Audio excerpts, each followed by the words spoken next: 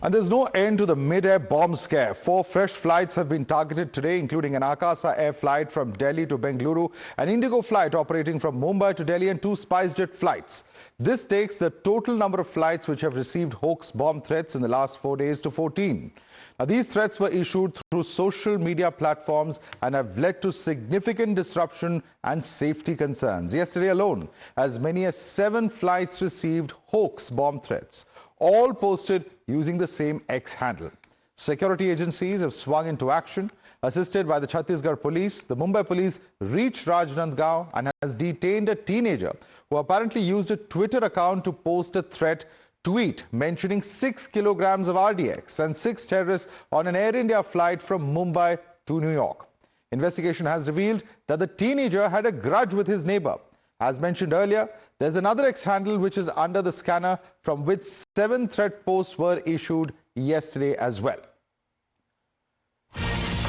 And we have exclusive details of the probe into these incidents. It started on Monday and till today, 12 flights have received bomb threats. A teenager has been detained from Rajnandgaon who used a specific email account to send these threats. For more details, let's go across to Bhavtosh. Bhavtosh, what's very interesting to see, we have Bhavtosh in fact joining us, Priyank also with us on the broadcast, Mohit Bhatt also joining us. But I'm going to come across to you first, Bhavtosh, on the investigation details that you've brought for us. What's very interesting is that it is a Twitter handle that was used, and what we understand is that it was some kind of animosity towards neighbors that led him to actually go ahead and put out these tweets in the first place. What are your sources telling you?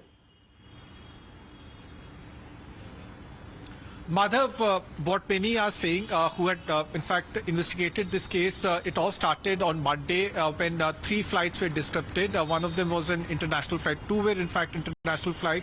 Was that a teenager who lives in Rajnandgaon, he in fact used a profile of his neighbor with whom he had a grudge, and then subsequently posted a bomb hoax or a threatening mid-air scare, and then subsequently security agencies tracked this teenager and started questioning him. He in fact said that he is not the one who was doing so. He put the blame on his neighbor. The neighbor in fact was not even aware that he had in fact put out something like this. Both of them are being questioned. Now, this virtually Madhav started a chain reaction, and we also saw what happened yesterday when 7 flights were in fact disrupted, and all these 7 flights were in fact were asked to be landed at different places, and this in fact created the real mid-air scare which the entire country saw. Then late in the night, Singapore Defence Services scrambled 2 jets. All right. There's a reaction. Bhavtosh, I'm going to interrupt you there. I'm going to come across to other reporters as well. There's lots more breaking news coming up. But listen to what the Mumbai police had to say as far as this investigation is concerned. 14 तारीख को early morning हमको information मिली थी कि Indigo की जो Twitter handle है उसके ऊपर कुछ थ्रेट मैसेजेस आए थे दूसरे किसी ट्विटर हैंडल से। उस कारण पुलिस स्टेशन सहार के अंदर एक गुना रजिस्टर किया गया है, और इसके अंदर 3 ही फ्लाइट जो थी इंटरनेशनल फ्लाइट्स थी, जिसके अंदर 2 डिले हो गई थी, 1 डाइवर्ट हो गई थी। इसका इन्वेस्टिगेशन करते टाइम हमको राजनांदगांव छत्तीसगढ़ यहाँ से ये किसी ने ट्वीट किया है, ऐसा प्राइमरी इंफॉर्मेशन थी, जिसके ऊपर से हमारी टीम ने राजनांदगांव जाके भी इन्वेस्टिगेशन किया। All right, and in fact, there's lots more information coming up at this point of time. The Mumbai police, of course, seized of the investigation. Let's go across to the next bit of breaking news that we have. In fact, a number of destinations that have received the hoax threat that we're putting up on our screen as well. And all of these information that you have, this is the first flight. There's an Air India Express flight, which was origin in Jaipur, in fact, was headed to Ayodhya. There are also the flight of SpiceJet, which was the origin of Darbhanga. It was headed to Mumbai. Other flights that are there, if you can quickly bring up all those flights on our screen. 14 such flights that we're getting you details. Akasa Air flight, origin Bagdogra and Bengaluru. The 4th flight that we're talking about over here is Air India, origin Delhi. It was headed to, it had to in fact be diverted to Iqaluit in Canada, and then further went on to Chicago. The passengers transported there in an Air Force aircraft.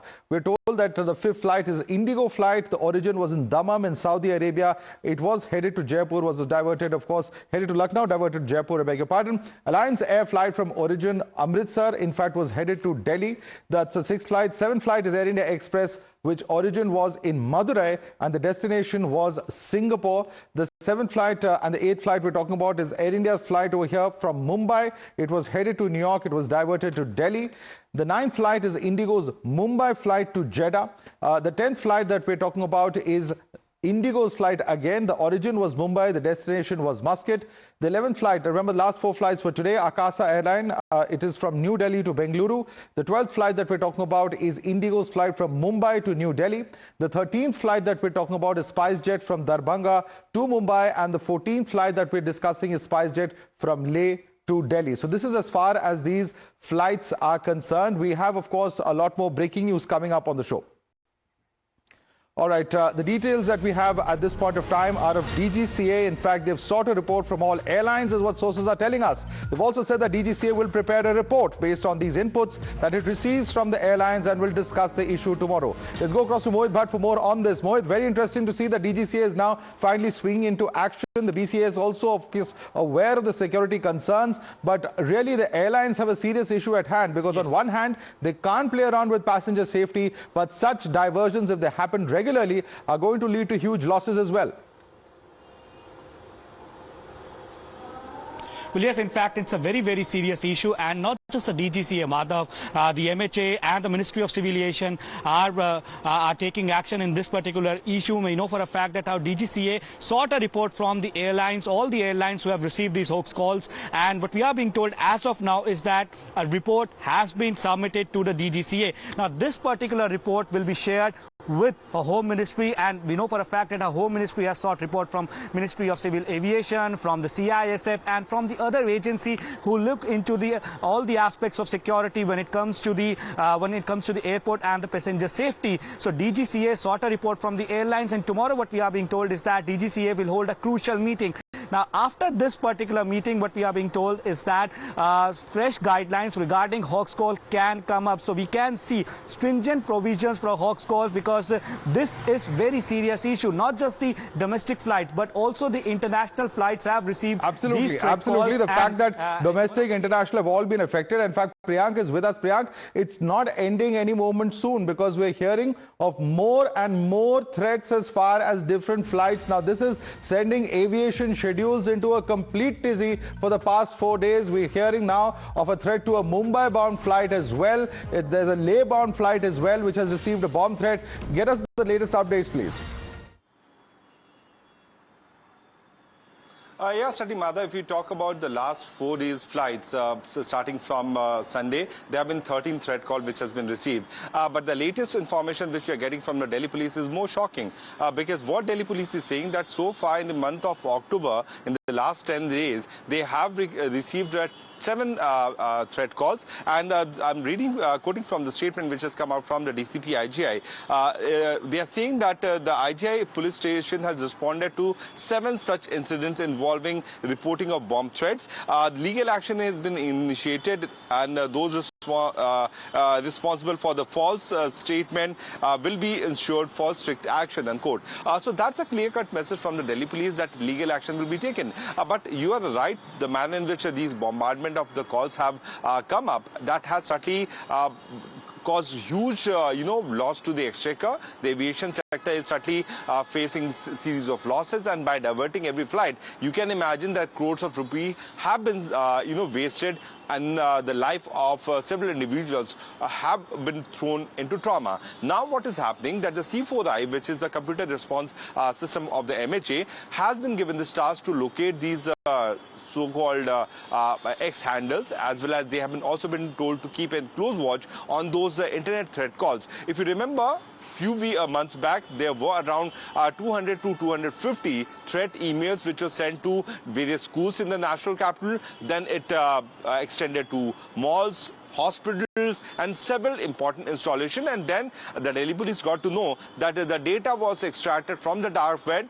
and the last origin of that email was found in Russia. But all right, Priyank, that of course the agencies, all, whether it's the BCS, the Delhi police, the various state polices, and the special crime branch cells, all of them would be very active engaged in trying and finding out where these threats are emanating on, particularly the email and other digital forms from where the threats are emanating. For the moment, I'd like to thank Mohit, Bhavtosh as well as Priyank for joining us with all those breaking updates. We're going to take a quick look, in fact, take this across to our guests and get a sense from them as to what we can expect in coming days. We have Sanjay Lazar, who's an aviation expert and CEO of Avialaz. We have Saroj Damania, who's joining us, who is in fact an aviation lawyer. We have Group Captain Dr. MJ Augustine Vinod, retired security expert. PK Jain, former additional DGP of Maharashtra, is also with us on the broadcast. Let me very quickly, first and foremost, come across to you, Mr. Saroj Damania. What can we expect in a situation like this in terms of the action that can be taken? Because, one particular case, there might have been a juvenile who was, responsible for the crime, but the fact that it's happening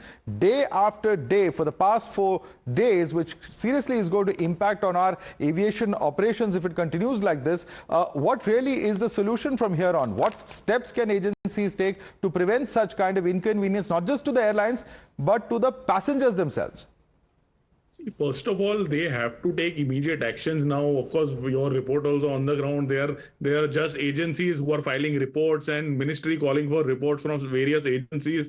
Now, this is a very crucial time. It has been 4 days since the threats are continuing and they are ongoing. So immediately, first and foremost, there has to be some national agency like a CBI or some responsible agency instead of all the local police's investigation matters at different jurisdictions.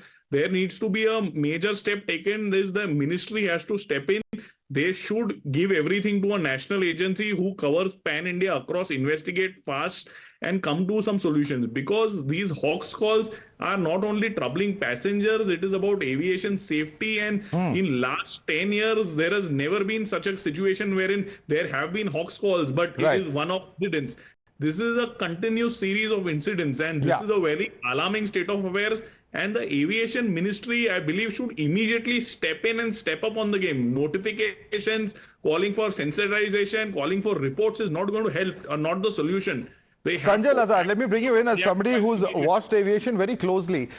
Of course, nobody can afford to take any threat. Every threat is going to be taken very seriously. But the question is, at what cost? Because, we've already discussed over a dozen such flights that have been diverted. Lives of passengers, of course, are the most important thing. But we cannot allow for, the system to be sort of played around with in this particular manner, which causes huge amount of stress, inconvenience to passengers, and of course, all the stakeholders in aviation. Thank you for having me. First of all, it's crazy that we are facing this in the last 3-4 days, and I hope the government and the ministry, the DGCA, the BCAS, and the CISF get a handle on this. Mr. Damania was right. There is a multiplicity of agencies involved in this. You have the MHA, you have the MEA, you have the DGCA, you have the MOCA, you have CISF. So everybody has either a different head or a different group. So a couple of things I think that the government should have done and should do now is, which I said a couple of days ago as well, pre-departure sanitization has to be enhanced to bomb threat levels, passenger pre-departure checks tightened by BCAS and CISF, heightened cyber surveillance of all these, social media channels, bring them on board and ask them to help you sort out. Because I noticed out of the 14, 15 hoaxes that we've got, at least 10 of them have emanated from either Twitter or Facebook. And the other thing is we need to create a committee of stakeholders, experts who meet daily and get you solutions. Because, diversion is the inevitability in any bomb threat. No airline, no pilot wants to take a chance. Right. They cannot take a chance. They have to divert and land and do a complete sanitization. So let's, get this together. And I think the government needs to be proactive rather than reactive. They've been reacting. I think we need to see a lot more in this. All right. Government needs to be proactive rather than reactive. Of course, easier said than done, I would assume. But let me go across to Group Captain Dr. MJ Augustine Vinod, who's a retired security expert. Group Captain, the question that many would be asking is that if the government has to be proactive in this, what exactly are the steps that need to be taken? Of course, tracking down the persons responsible for it, one would assume, is the most important part of it. But how can we really prevent such incidents from happening in the future? Beyond that. Great question. I'm a current captain and a current air accident investigator. All right. My apologies. Yeah. No. Just so that viewers understand, that a man on the job, who faces this every day is giving his comments, which is important for the viewers more than anybody. Right. So that is Madhav, point number one. Point number two is what we need to understand is, Hindi mein kahavat hai, sher aaya, sher aaya. My only worry, I mean, as a person in the cockpit, my only worry is sher aaya, and asli mein ek din sher aaya to. So, which is the reason why every single threat has to be taken, given that much seriousness that any other threat would be given. Firstly, hoax or not is something that would be determined post all the actions that have been taken. That's point number one, Mother. Point number two, the current SOP is what we are following, and now these juveniles or otherwise are exposing holes in this SOP. Right. Now there is a requirement to revisit the standard operating procedure of bomb threat. Okay. To have much higher degree of safety. B, not disrupt air services like this. This could even be, we call it the SLPC, the secondary ladder point check. Right. And also a stringent, Let me quickly bring in Dr. P.K. Jain. Mr. P.K. Jain also is a former additional DGP of Maharashtra. Mr. P.K. Jain, what can be done to review the security processes to avoid this kind of disruption in the future? Very briefly, sir. Madhav, thank you very much. From the police point of view, I only see that precautions should be heightened up. The checks at the airport should be increased, and there should be a zero tolerance in terms of any suspect object which is being carried by the passenger or in his luggage.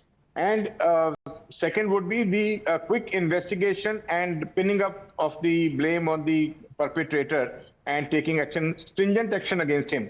The Government of India, MHA, has already woken up to the threat, and I'm sure that the guidelines which are going to come up in the near future will probably be all inclusive, and the gentlemen who are experts with us, they would be a part of this process, because every stakeholder has to be involved in Absolutely. It can't just be about the airlines. You're absolutely right, Mr. Jain. I'm sorry I'm interrupting you due to the paucity of time. Sanjay Lazar, Sarosh Damania, Group Captain, Dr. M.J. Augustine, Virod, P.K. Jain. I'd like to thank all of you for joining us this evening, and certainly with the Ministry of Civil Aviation, with the DGCA, the BCAS, all really in tune and trying to find out solutions to this. We're told even the Ministry of Home Affairs has sought a report.